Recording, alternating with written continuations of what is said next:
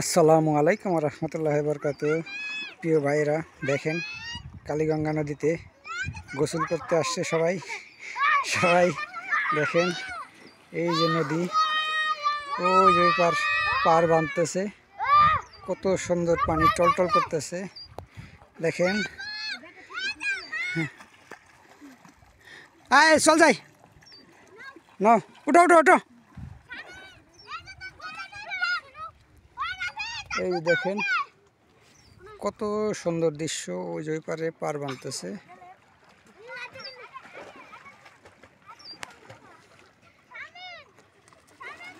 দেখেন প্রিয় বন্ধুরা, ছেলেরা গোসল করতেছে, ছেলেরা মেয়েরা গোসল করতেছে, কত সুন্দর অপূর্ব দৃশ্য,